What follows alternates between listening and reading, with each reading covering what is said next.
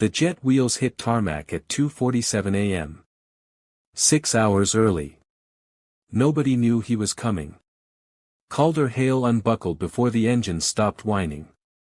His assistant hadn't texted. Security hadn't scrambled.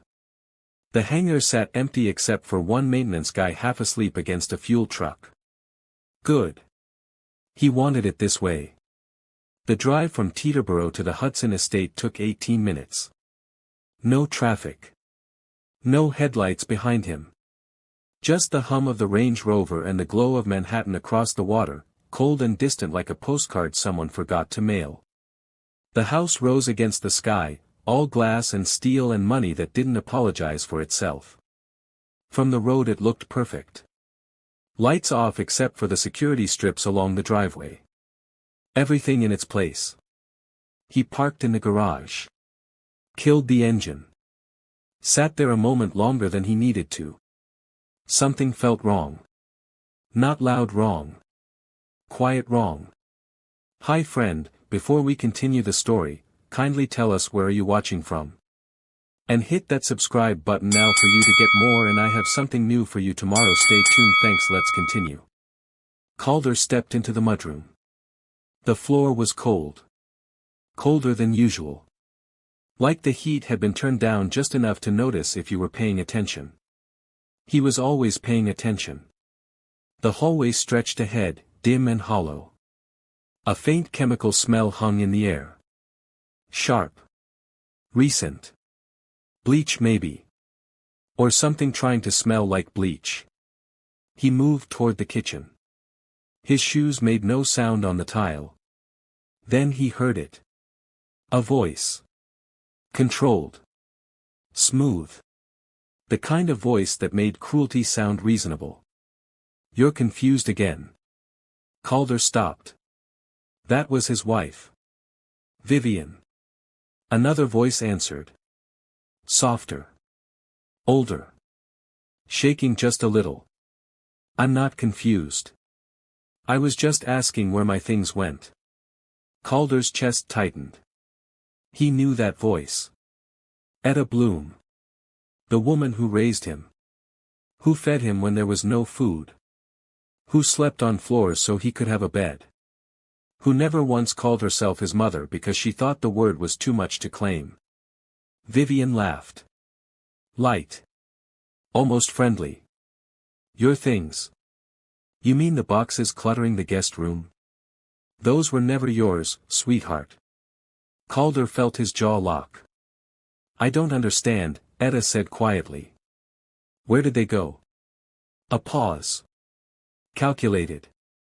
Like someone deciding how much patience to perform.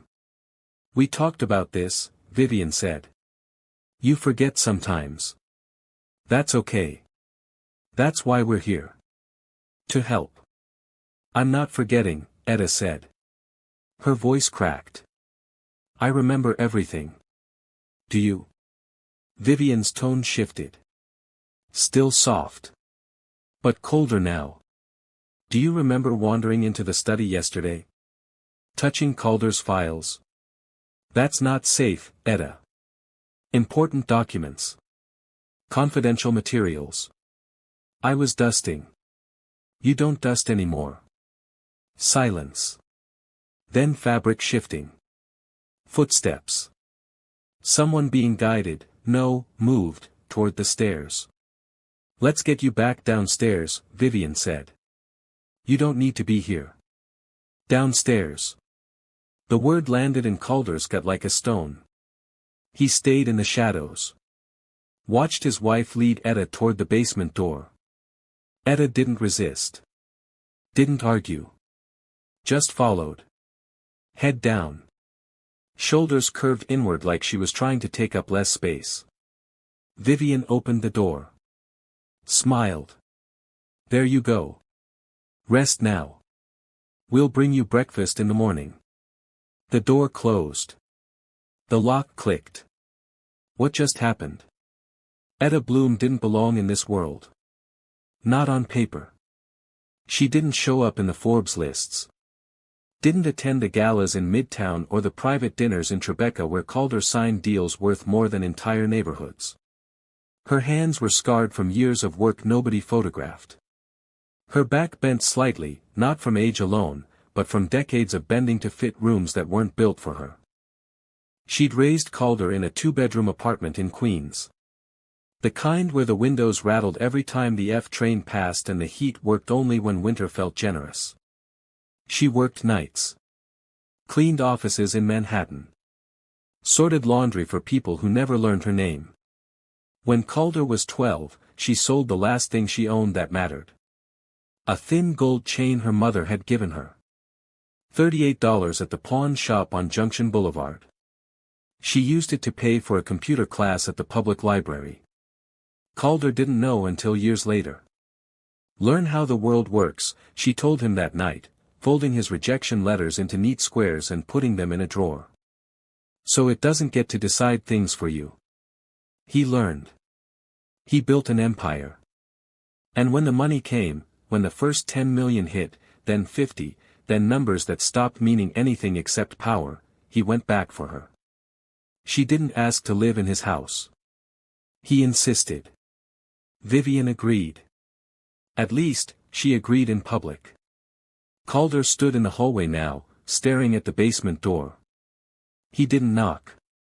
Didn't call out. Just stood there, breathing through the tightness in his chest. Etta had never asked for anything. Not a room. Not a title. Not recognition. She just wanted to stay close. And now someone was taking that away. He pulled out his phone. Opened the security app. Scrolled through the camera feeds. Kitchen, empty. Living room, dark. Driveway, nothing. Basement, disabled. His thumb hovered over the screen.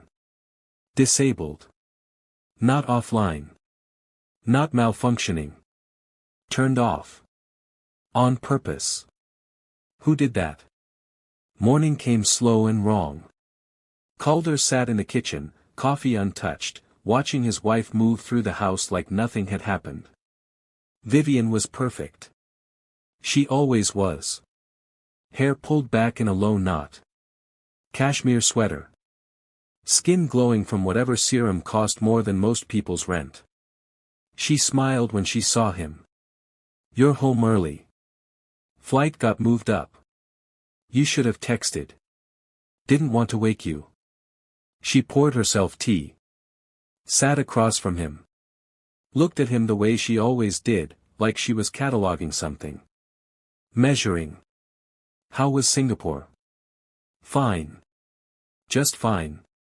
Deal closed. She nodded. Sipped her tea.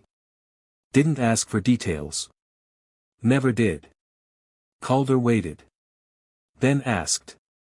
Where's Etta? Vivian didn't flinch. Didn't hesitate. Resting. She usually eats breakfast with me. She's been tired lately, Vivian said smoothly. We've adjusted her routine. Meals in her room. Quieter. Less stimulation. Since when?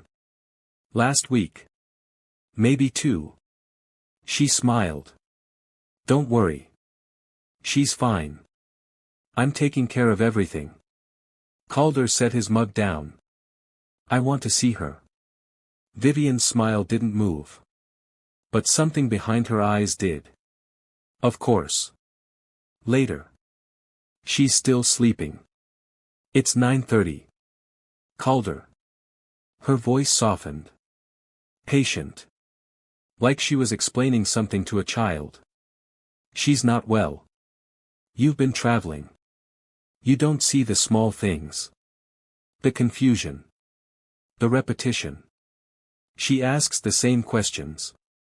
Forgets where she is. Gets agitated. Agitated. Frustrated. With herself. Vivian reached across the table. Touched his hand.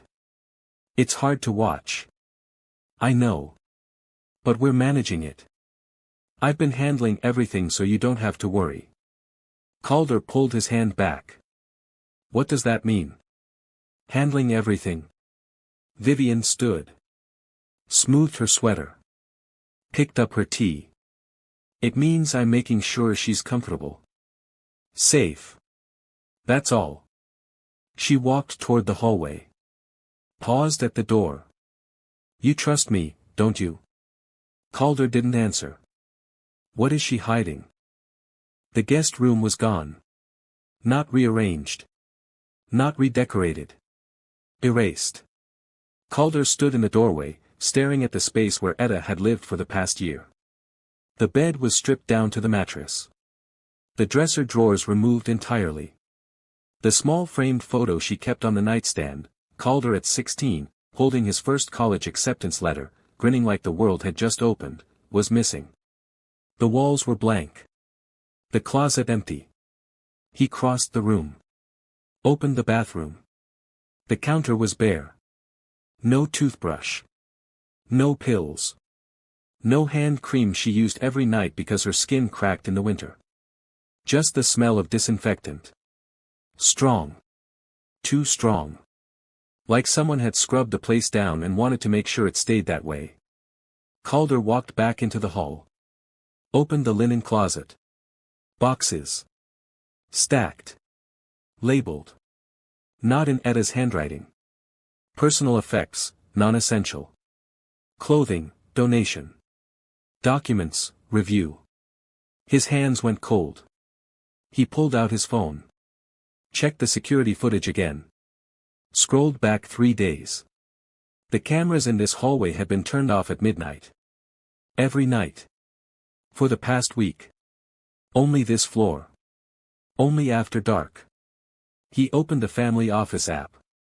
Requested access to recent legal filings. 3 documents appeared. Medical evaluation. Dated 2 weeks ago. Signed by a doctor Calder had never heard of. Power of attorney amendment. Dated 10 days ago. Witnessed by people he didn't recognize. Trust modification. Dated 6 days ago. Filed in New York County. All of them referenced Etta Bloom. None of them had been discussed with him. Calder's jaw tightened. He texted his attorney. Pull everything filed under Etta Bloom in the last 90 days. Now. The response came fast. On it. We'll have it in an hour. Calder slid the phone into his pocket. Walked downstairs. Found Vivian in the sunroom, flipping through a magazine. He didn't sit. Where is Etta? Vivian looked up. Calm. Unbothered. I told you. Resting. Where? A pause. Downstairs. Why? Vivian set the magazine down. Folded her hands. Because it's quieter. Because she kept wandering at night. Because the stairs aren't safe for someone in her condition. What condition? Calder. Vivian stood.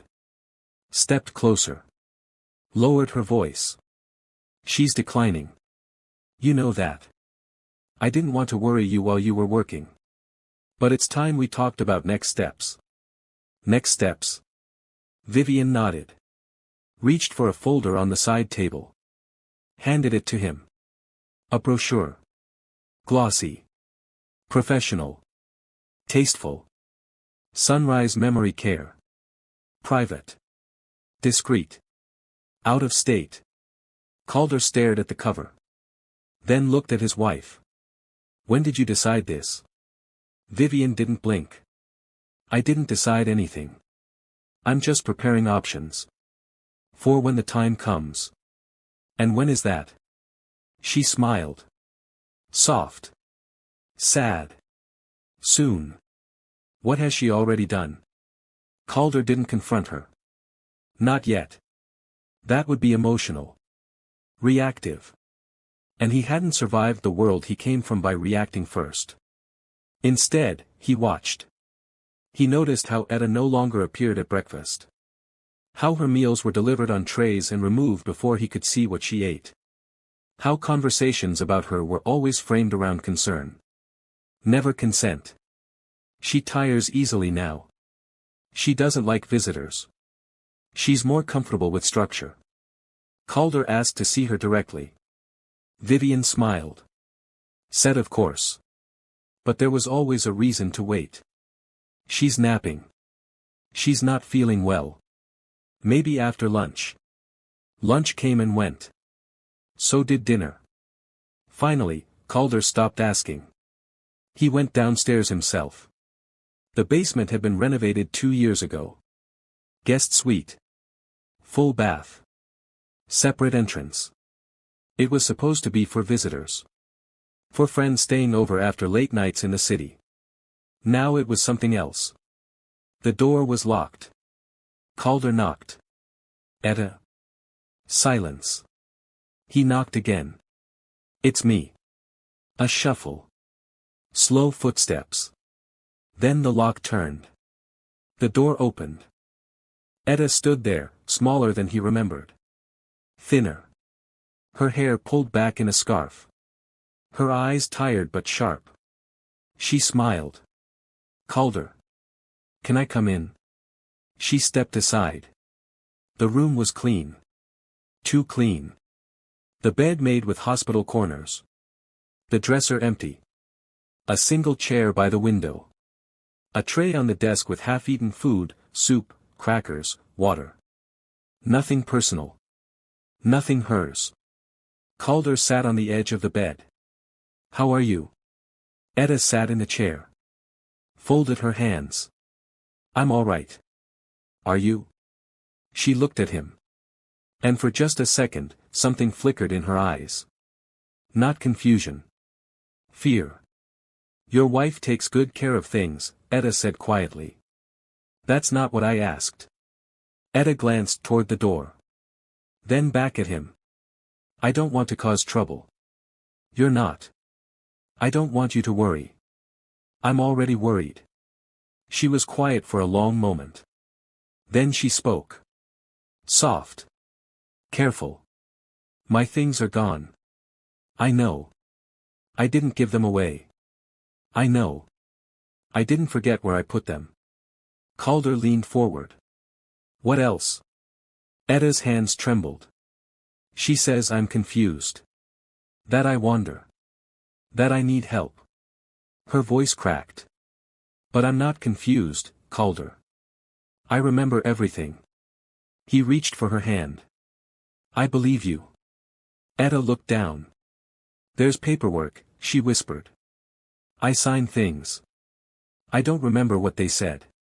She told me it was just updates. Insurance. Safety forms. Calder felt his chest go tight. When? Last week. Maybe before. I don't know. She brings things. I sign. She takes them away. His phone buzzed. A text from his attorney. You need to see this. Now. Calder stood. I'll be right back. Etta grabbed his wrist. Don't tell her I said anything. He looked at her. Why not? Etta's eyes filled. Because I don't know what she'll do if you do. What has Vivian already set in motion?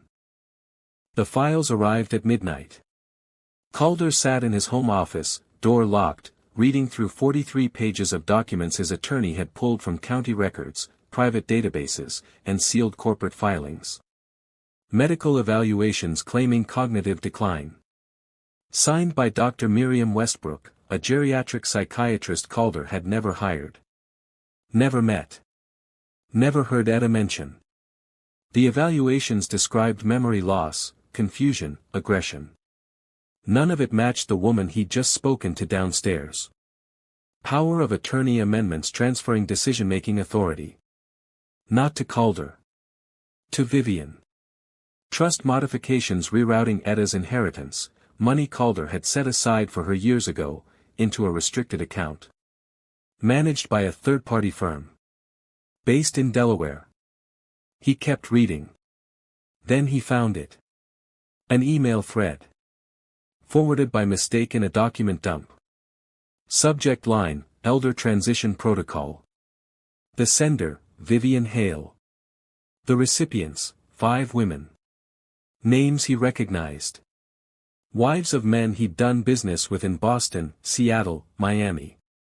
Women who sat on charity boards and gave TED Talks about empowerment and legacy. He opened the first message. Update on my situation. Mother-in-law is resistant but manageable. Used the cognitive evaluation template you shared. Worked perfectly.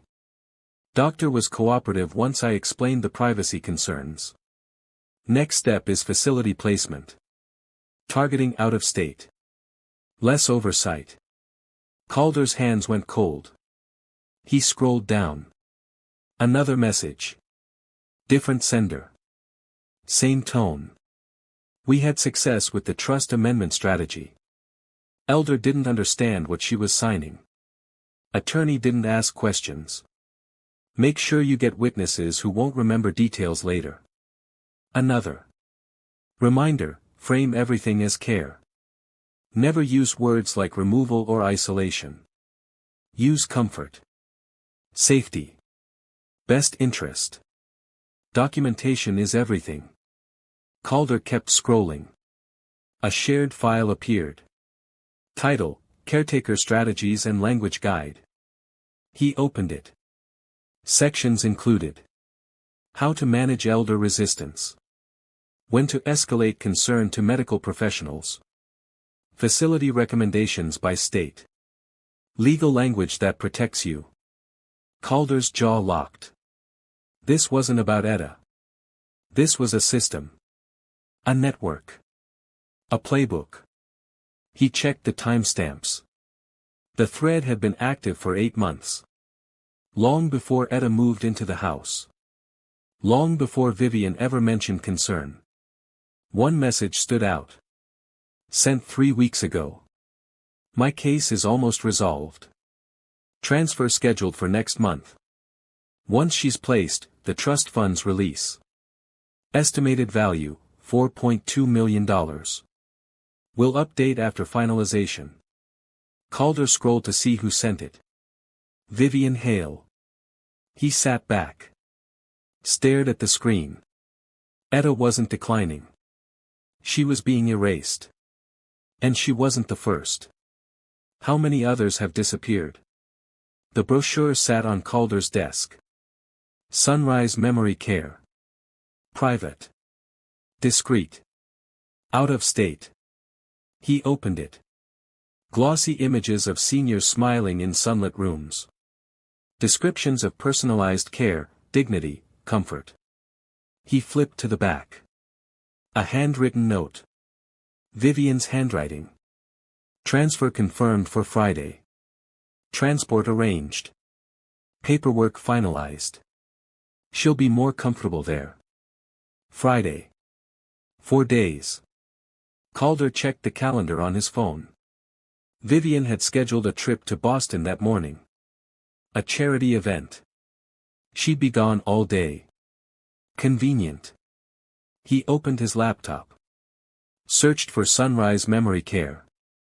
The facility existed. Legitimate. Licensed. But the reviews told a different story. Minimal visitation allowed. Family contact restricted for patient stability. No unannounced visits. Translation, once someone went in, they disappeared. He clicked through the facility's board of directors. 3 names stood out. Women from the email thread. This wasn't a care facility.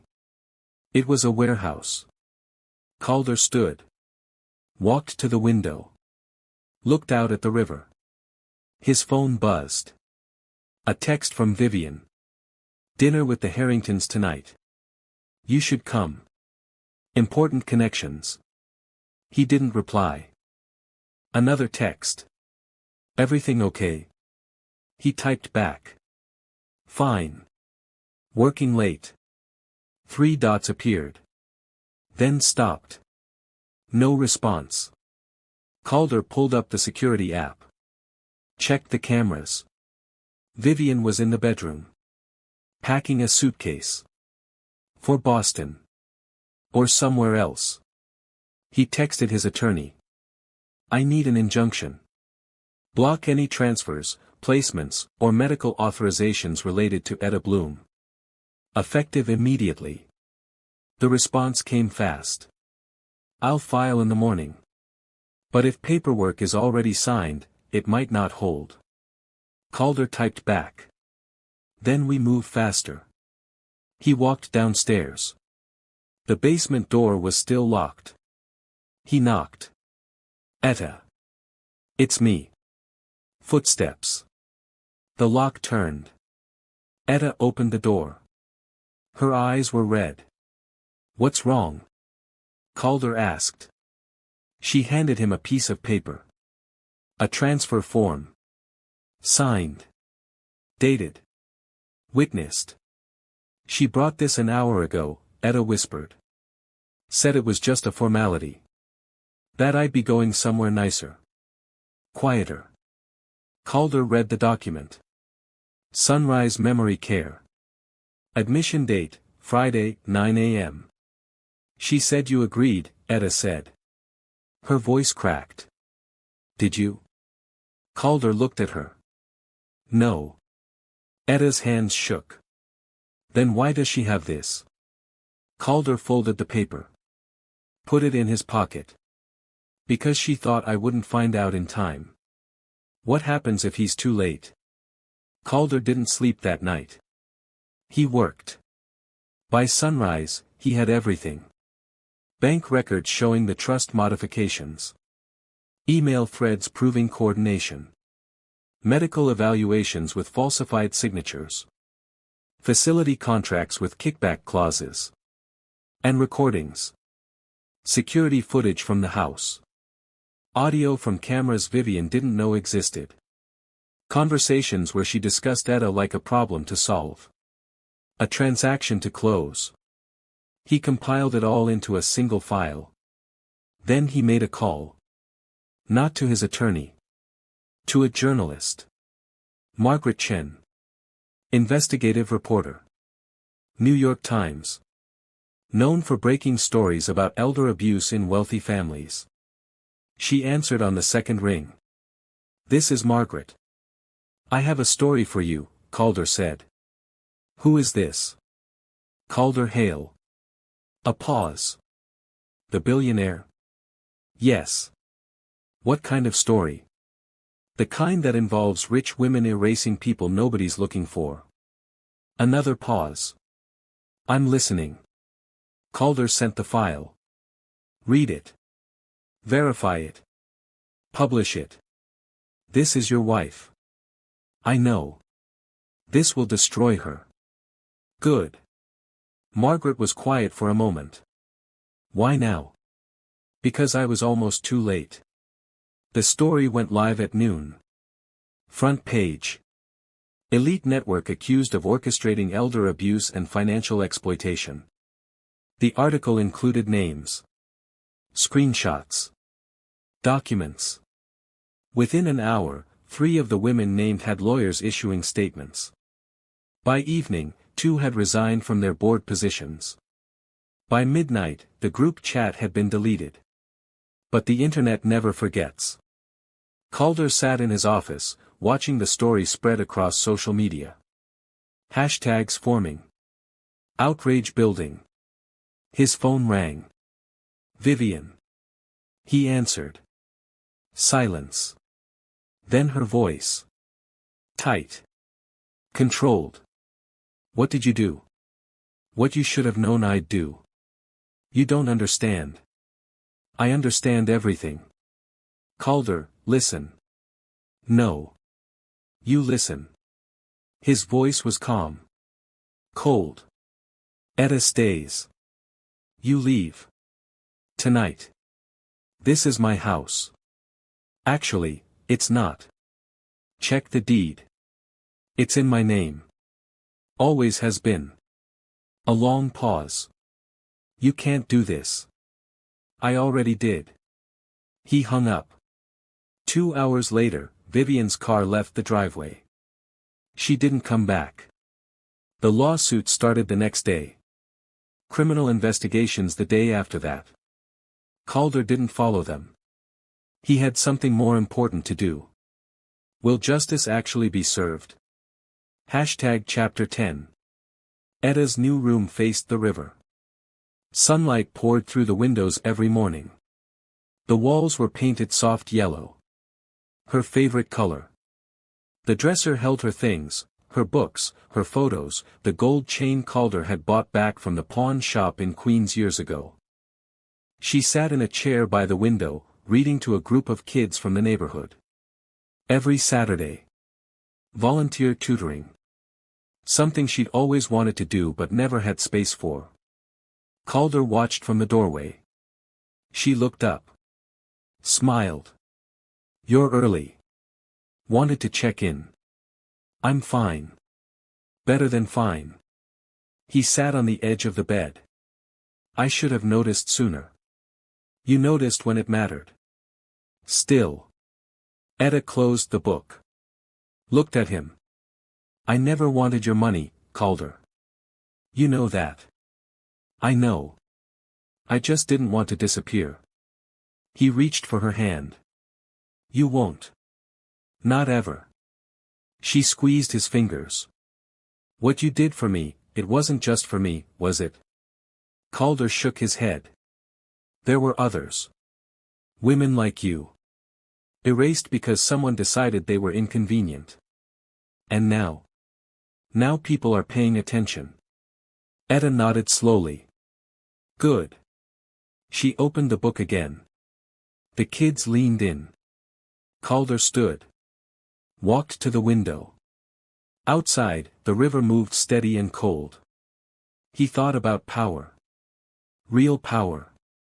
Not the kind that built skyscrapers or closed deals. The kind that refused to let people vanish.